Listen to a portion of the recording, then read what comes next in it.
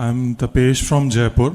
So my question was regarding Kashi, that you mentioned that Kashi is above the ground and a lot of physical destruction happened.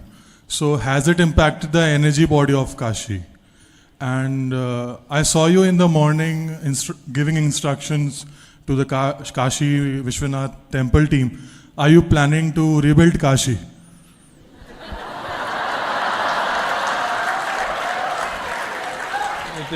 It is sub judice.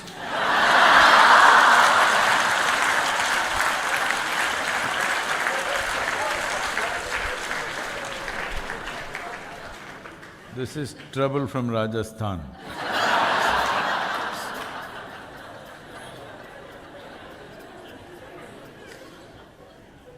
No, we thought there are too many bare walls entering the temple because it was built in a rush for a certain time.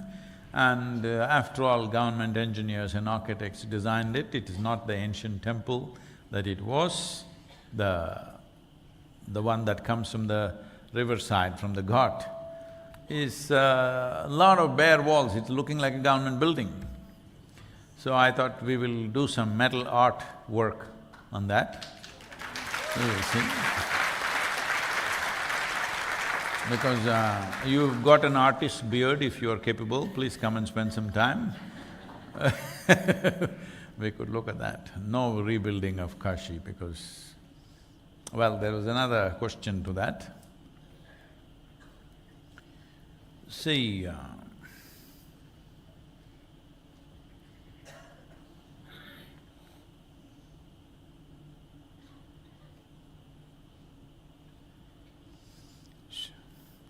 I've said this about, I don't know, many of you, too many new faces, you may not know these things, but probably, I'm not sure,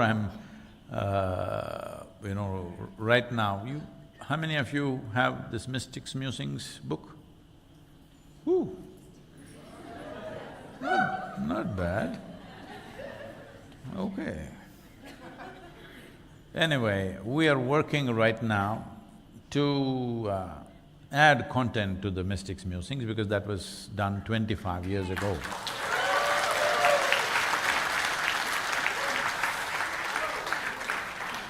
So, normally I can't read what I have written and can't listen to what I have spoken generally. So, for the first time I'm reading because we need to add appropriate material in between and nearly 100% addition is going to happen most probably. The book will become over 1,000 pages.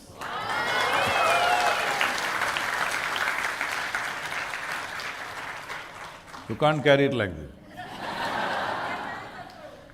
this. So, it may take some time, but probably sometime next year it is possible. So, as a part of this, because for the first time I'm reading the book and I'm finding it quite exciting because… Hello? How did you find it? Because this was 25 years ago, I didn't know what I spoke at that time. So, one aspect was about how the dhyana linga that you see today is actually not needed, we could have removed it. Is it there? Yes. Because it was only used as a scaffolding. See, right now, to put this roof up, they would have used a scaffolding. If you came here when the hotel was being constructed, there would be pipes and pipes and pipes holding this concrete block up. Once it became strong enough, they removed that, now it is there. So if you kept the scaffolding, you couldn't use this hall properly, all of you would be sitting behind all kinds of steel poles. Yes? So that's what a scaffolding means, it is needed only when you're consolidating the structure. Once the consolidation has happened, you can remove the structure. But in the case of the building, we will remove it because it will impede our ability to use the hall, so we will take it away. But in the case of these kind of structures, we don't remove it because people still go by their visual perception. They can't simply sit there and feel it. They still need to see something. There have to be cultural elements, there have to be traditional processes and other things, otherwise they won't be able to. If you come into a temple and there is nothing inside, you will wonder, where is it? Nothing to see, I mean to say. So, we leave the scaffolding so that people can see, because out of these five perceptions that you have, for most normal human beings, when I say normal, I mean to say socially screwed up human beings. Hello? Because they are the majority. Or let me take back the normal word, and you will allow me to take back the word? I'll say majority of the human beings, they're normal or not is up to you. For them, nearly 65% of their perception is visual. Then other things significantly lower. But if you make yourself really sensitive, if you become a yogi, you're practicing yoga, if you become a yogi, the biggest sense perception is touch. If you sit here, this is why always close your eyes, because if you're seeing, it is all distorted images that you're getting. If you close your eyes, you touch things. Life touches you in so many ways. So the more you enhance your energies, the more intense your energies become, you will see the reversal of the ratio of proportions that we have for sense perception. Right now this is 65, now this will start reversing itself. If the sense of touch becomes 65 to 70, then you don't have to look at anything. If you close your eyes, you just put your hand out like this, you know who is here, who is not here, just like that. Like if you go into… at one time I was like that, I destroyed my olfactory system to some extent. I'm still normal, but when I was at a certain stage in my life, if I walk into a hall, I would know who's here. Not because they're wearing a particular perfume or something, just like that. When I lived, I walked in the nights, I always chose to walk in the nights in the forest.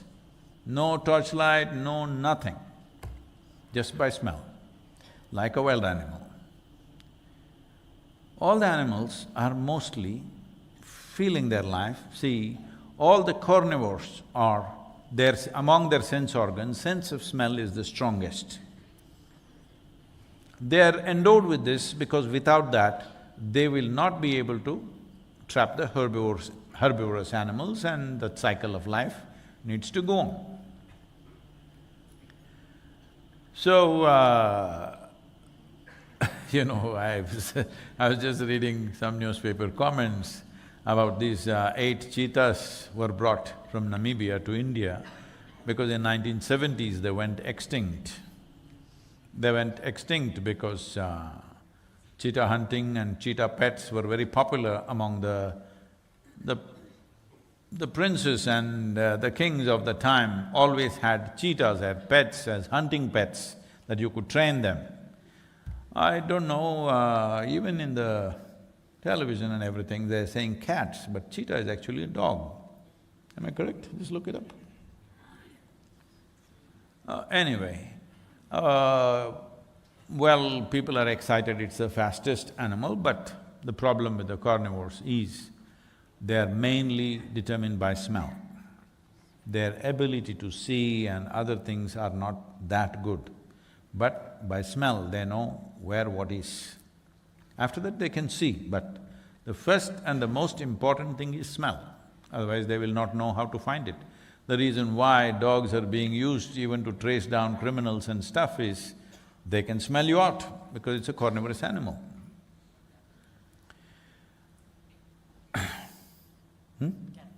Okay.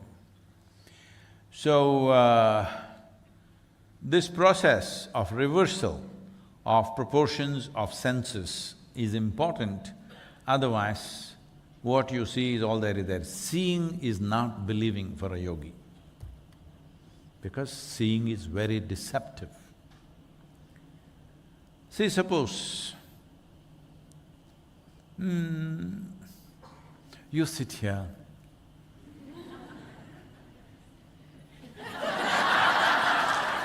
hey, I'm picking on you because you're right here, okay, not for any other reason.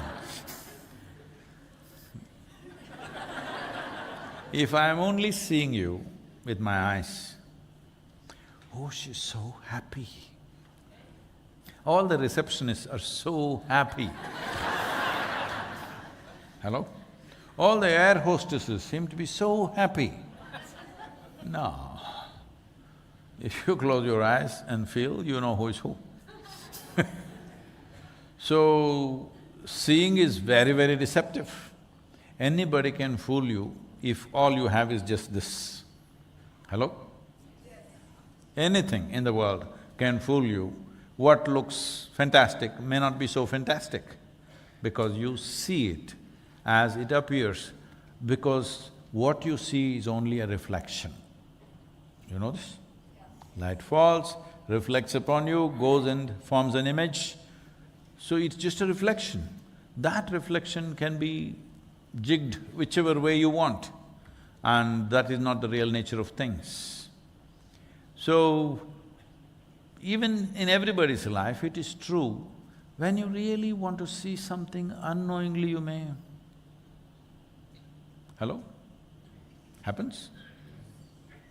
Maybe it's not very well developed in most people, but when you really want to see something, what's it? Happens, isn't it? Because somewhere you may not be conscious, but somewhere deep inside there's an instinct which tells you, by closing your eyes you may see better. Or another reason why you may be closing your eyes is you want to take away the visual distraction so that you can process your thought better. That may also be another reason, but that's a different process. But from vision being 65 to 70% of your senses, if you reverse it, if your sense of touch becomes that, nobody has to touch you. You are touched by everything just by being here. Everything touches you just by being here. Right now you sit here, there are 1,000 people in this hall, their breath at least must be touching you, isn't it? Hello? But you are not conscious. Only if they elbow you, you know. So, this reversal of senses is important for you to understand or perceive certain aspects of life. So that's the reason why the scaffolding is not removed. Anyway, what it's been set up for anyway lives. But if we want to remove the scaffolding, it must be done in a gentle and nice way, not by an invader coming who wants to destroy it. He removes it. That's not the point. We must put back the scaffolding. It's sub judice, so it's not for me. We must put back the scaffolding. The Kashi itself does not depend on scaffolding, but people's emotion, people's connection with that depends on the scaffolding.